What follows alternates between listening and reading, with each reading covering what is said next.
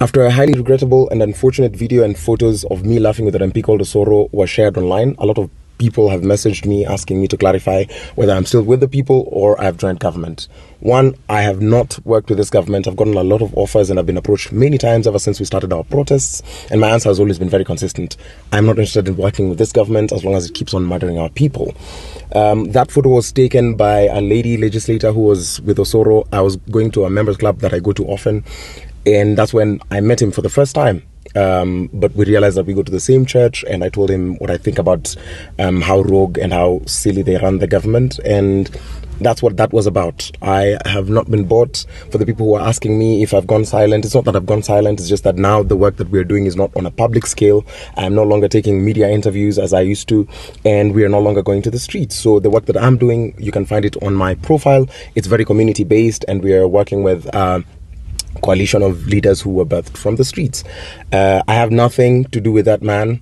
It is highly regrettable because just even upon reflection and talking to my friends, I just remembered how badly he mocked our dead, our people who were killed by the police in this rogue regime during the height of our protests, and I see how that would have been in bad taste. I'm very sorry. I've been making these apologies in the communities that I work with, and just to clarify it, I'm not interested in working with this Kenya government as long as they keep on killing these people that they pretend to be representing.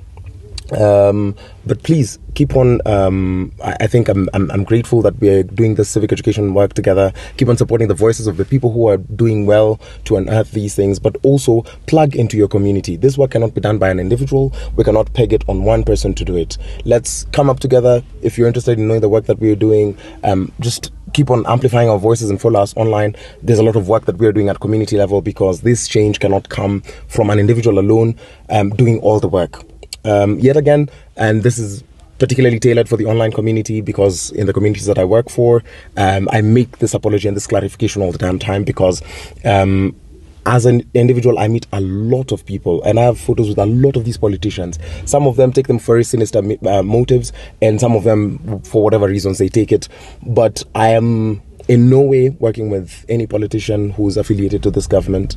I have not been bought. I have just shifted the work that I do from a more public eye to a more private venture, where I'm interacting more with the communities. And the short clips that we share is just to update people that this is where we are. We've done work in Mlango Kumi, we've done work at Kayole, we've done work at Madhare, we've done work at Kasarani, and we just keep on engaging. So please receive my sincerest and heartfelt apology.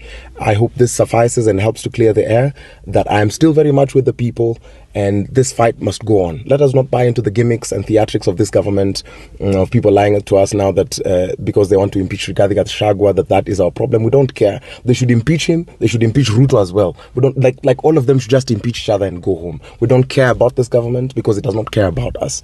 And if we can, as young people, let's not fight the voices of the people who are trying to drive change. It's a very difficult thing to do. Anyone who's on the front line knows that, one, it requires a lot of money.